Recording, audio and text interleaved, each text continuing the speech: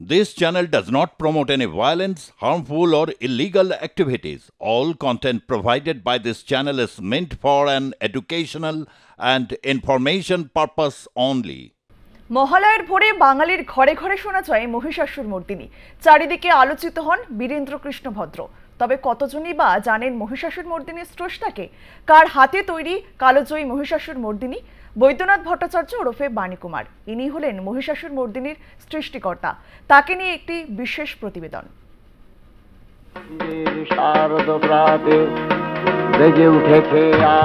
মহালয়ার ভোর, এই দিন যার কণ্ঠ বাঙালির প্রতিটি ঘর থেকে ভেসে আসে, তিনি হলেন বীরেন্দ্র কৃষ্ণ ভদ্র। তার কণ্ঠে মহিষাসুরমর্দিনী বাঙালির কাছে এক আবেগ।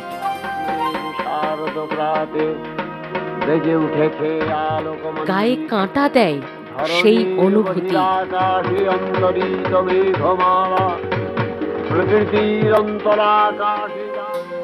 তবে এদিনে বীরেন্দ্র কৃষ্ণ ভদ্র এবং পঙ্কজ কুমার মল্লিকের নাম যতটা আলোচিত হয়, সেখানে কতজনই বা পরিচিত বাণী কুমারের নামের সঙ্গে?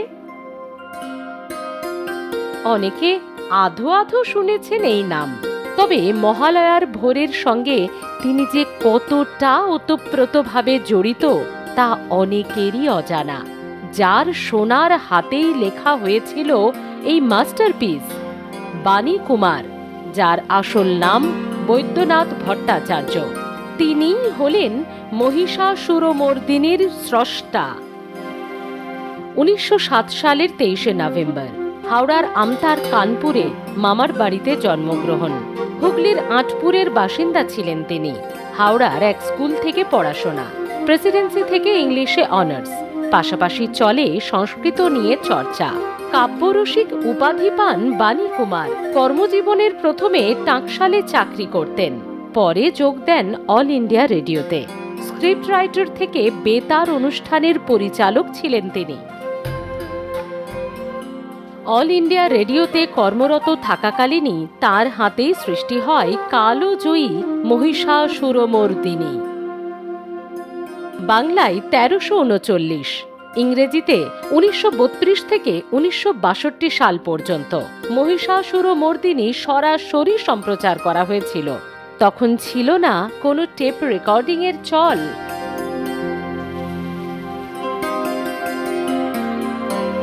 বৈদ্যনাথ ওরফে বাণী কুমারের কানপুরের বাড়ি আজ আর বাসযোগ্য নেই,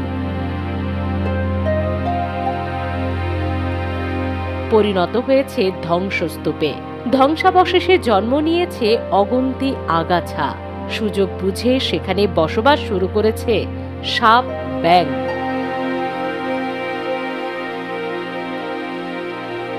বাণী কুমারের মামার বাড়ি হচ্ছে এই কানপুর, এবং এই ঘোষাল বাড়ি অর্থাৎ নিরঞ্জন ঘোষাল, মুন্নারায়ণ ঘোষাল মুন্নারা ছিলেন এইখানেই। ওনার মা এখানেই থাকতেন এবং গর্ভাবস্থায় ওনার মা এসেছিলেন এখানে। বাণী কুমার এইখানেই জন্মগ্রহণ করেছিলেন।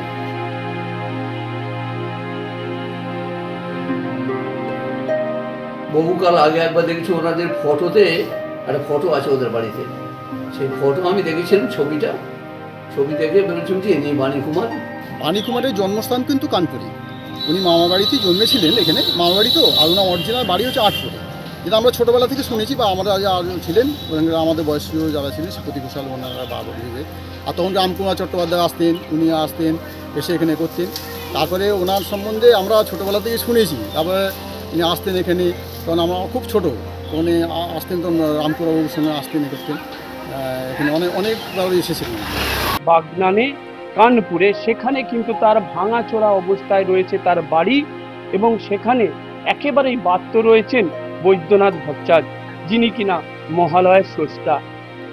একেবারে বলা যেতে পারে হাওড়ায় কিন্তু তাকে বাত্য করা হয়নি, কারণ হাওড়ায় তাকে শ্রদ্ধা জানাতে একেবারে হাওড়ায় 26 নম্বর যে ওয়ার্ড রয়েছে, সেই ওয়ার্ডে কিন্তু পৌরপিতা তিনি কিন্তু তার মূর্তি উন্মোচন করেন, এবং সেখানে ছিলেন অরূপ রায় মন্ত্রী, এবং পাশাপাশি রথীন চক্রবর্তী ছিলেন, এবং এই মূর্তি উন্মোচন করেছিলেন